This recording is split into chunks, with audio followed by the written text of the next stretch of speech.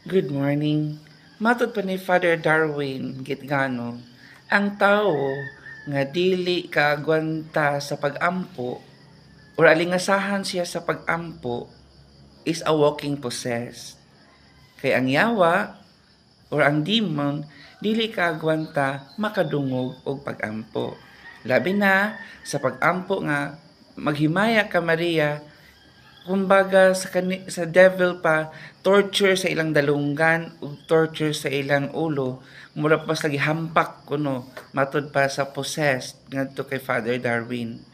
So mga kaigsuonan, nag-ampo mi diri sa Marian Center tungod sa kadaghang mga tawo nga nagpadala sa ilang prayer request ug mga pag-ampo alang sa ilang kaugalingon. Bisan si San Padre Pio o Pietrelcina nag-ingon nga ang yawa dili ganahan sa mga pag-ampo sa Roman Catholic Church, labi na kung Latin. Kaya ang Latin manggod mga kaigsuonan, usa ka language nga dugay nang gigamit sa simbahan panahon pa sa atong Ginoong Hesukristo. Bitaw, kaysa pagkamatay niya sa krus, ang gisulat ni Poncio Pilato sa uluhan ni Jesus, sa pinulang Griego, Latin o Hebreo.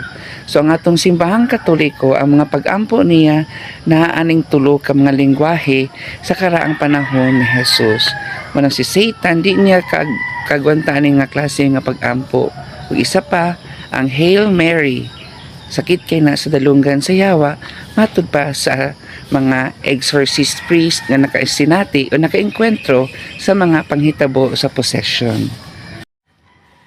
Atong pamalandungan ang giingon ni Jesus sa Gospel ni John nga kadtong the world will hate you because it hated me first. Nga lutuson kuno sila sa kalibutan sa mga giluto si Jesus sa kalibutan. Taas kay na siya nga ebanghelyo mga kaigsuonan. So, naglibog lang ko kay kung disco bisan unsa ka kusog ang kanta hangtod alas 2 sa buntag mingaw man wala may kasikaw complain pero kampana gani og pag-ampo sa mahal nga Birhen Maria oy mura demon nga naigo no kay matud palagi sa mga exorcist priest o sa mga santos dili gyud kaya ni Satanas ang mga pag-ampo sa Roman Catholic Church ug diri sa Nazareth daghang klase-klaseng mga espiritu nagpalibot.